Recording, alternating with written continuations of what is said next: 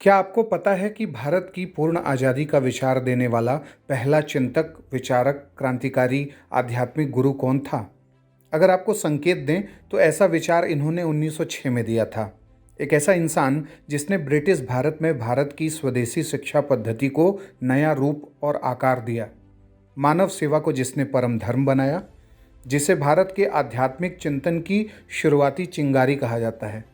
हम बात कर रहे हैं महर्षि अरविंद घोष की, जिनकी आज पुण्यतिथि है। नमस्कार, ध्येय टीवी के पुण्यतिथि विशेष कार्यक्रम में आप सबका स्वागत है और मैं हूं विवेक ओझा। श्री अरबिंदो का जन्म उसी दिन हुआ था जिस दिन 1947 में भारत को आज़ादी मिली, यानी 15 अगस्त को। साल था 1872। अरविंद घोष के पिता का नाम केडी घोष और माता का नाम स्वमलता था। अरविंद घोष ने दार्जिलिंग के लोरेटो कॉन्वेंट स्कूल से अपनी स्कूली शिक्षा पूरी की और 7 साल की उम्र में वह शिक्षा के लिए इंग्लैंड लाए गए, जहां लंदन में सेंट पॉल्स स्कूल और कैम्ब्रिज के किंग्स कॉलेज में उन्होंने पढ़ाई की। इस दौरान उन्होंने आईसीएस के लिए तैयारी भी की और सिविल सेवा परीक्षा उत्तीर्ण की।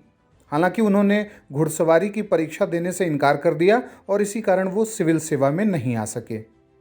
1893 में वो भारत लौट आए और इसके बाद अगले 13 वर्षों तक उन्होंने बड़ौदा की देसी रियासत में वहाँ के महाराजा को अपनी सेवाएं दी। यह सेवा थी बड़ौदा कॉलेज के प्रोफेसर के रूप में।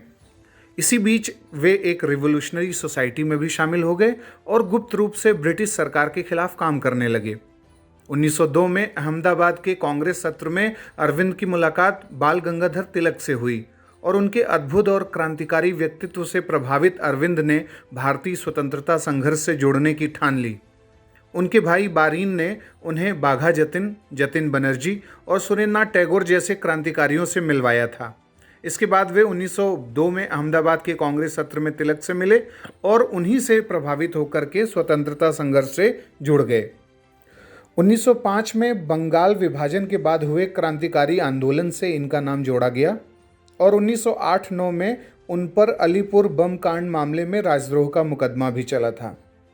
1906 में बंगाल विभाजन के तुरंत बाद अरविंदो घोष ने बड़ौदा में अपने पद को छोड़ दिया और वो कलकत्ता चले गए, जहां वह जल्द ही राष्ट्रवादी आंदोलन के प्रमुख नेताओं में से जाने गए। वह पहले ऐसे राजनीतिक नेता थे, पॉलिटिकल लीडर थे, जिन्होंने अपने समाचार पत्र वंदे मातरम में देश की पूर्ण स्वतंत्रता यानी कंप्लीट इंडिपेंडेंस का विचार दिया।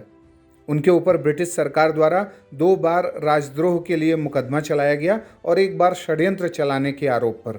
मुकदमा चलाने के बाद उन्हें जेल में डाला गया और अलीपुर जेल में रखा गया। यहाँ से उनका जीवन पूरी तरह बदल गया और वे साधना और तप करने लगे। महर्षि अरविंद घोष यहाँ गीता पढ़ा करते थे और भगवान श्री कृष्ण की आराधना करते। कहा जाता है कि उन्हें अलीपुर जेल में ही भगवान कृष्ण के दर्शन हुए और वो बिल्कुल आध्यात्मिक संत जैसे हो गए।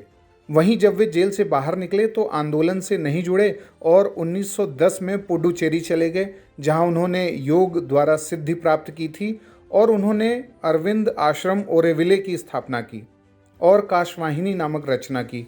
उन्होंने ही न्यू लैम्प्स फॉर ओल्ड्स जैसे लेख प्रकाशित किए थे। उन्होंने the life divine, the synthesis of yoga, Savitri नामक पुस्तकें भी लिखी थीं। नेशनल सिस्टम ऑफ एजुकेशन और ऑफ एजुकेशन भी उनकी ही रचनाएं थीं। 1916 में उन्होंने दोबारा कांग्रेस का रुख किया और ब्रिटिश शासन से स्वतंत्रता प्राप्ति के लिए लाला लाजपत राय और विपिन चंद्र पॉल के साथ जुड़ गए।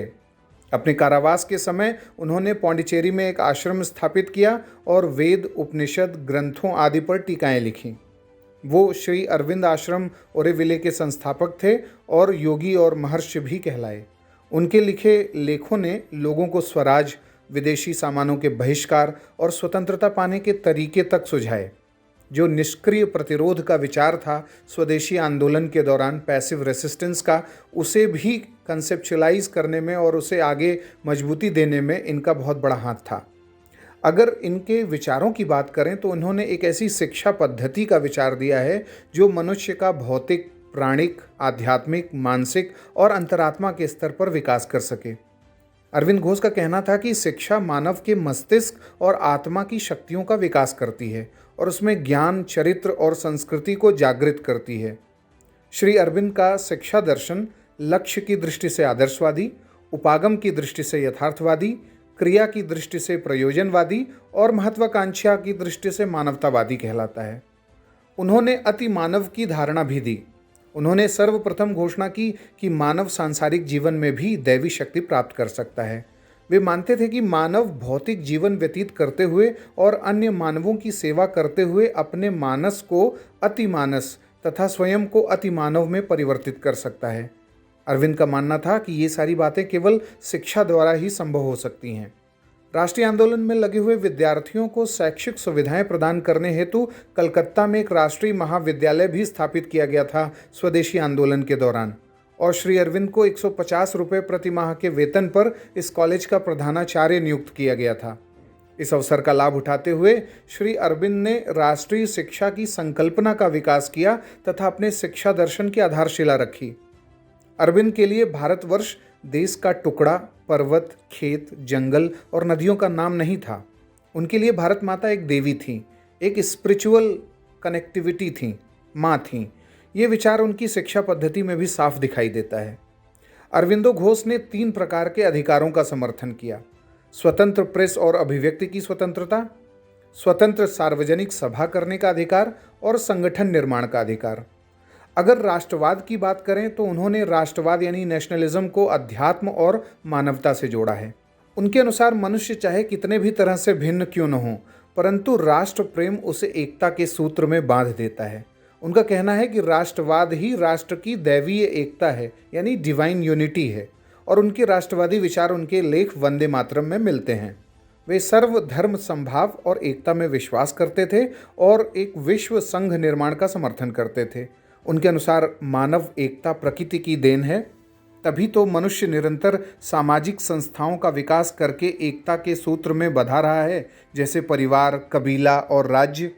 अरविंदो के अगर राज्य के विचार की बात करें कि उन्होंने स्टेट पर क्या कहा है, तो वो राज्य को किसी समझौते या दैवीय आधार पर निर्मित नहीं बल्कि निरंतर विकसित संस्था मानते थे। वे राज्य को सीमित शक्तियां देने की बात करते हैं। उनके अनुसार राज्य को केवल बाधाओं और अन्यायों को रोकने का काम करना चाहिए। उनके अनुसार राज्य मनुष्य के संपूर्ण विकास का साधन नहीं है।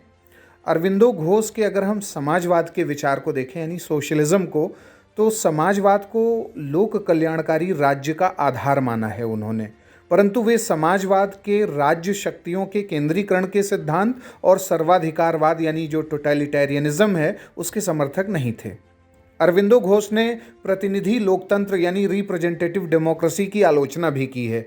उनका मानना है कि इसमें जनता के शासन के नाम पर कुछ कुलीन और धनी व्यक्तियों का ही शासन होता है तथा यहाँ जनता को राजनीतिक और आर्थिक अधिकार तो प्राप्त होते हैं परंतु व्यक्तिगत अधिकार प्राप्त नहीं होते।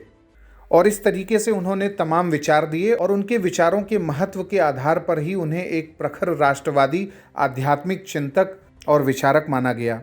पुडुचेरी में ही 1950 में 5 दिसंबर को यानी आज ही के दिन उनका निधन हो गया था। तो ऐसे महान व्यक्तित्व को सत सत नमन। तो ये था आज का हमारा पुण्यतिथि विशेष कार्यक्रम। आपको ये कार्यक्रम कैसा लगा इसके बारे में आप अपनी राय हमें कमेंट बॉक्स में बता सकते हैं। अगले कार्यक्रम के साथ जल्द ही हाजिर होंगे। इजाज़त दीजिए। नमस्कार।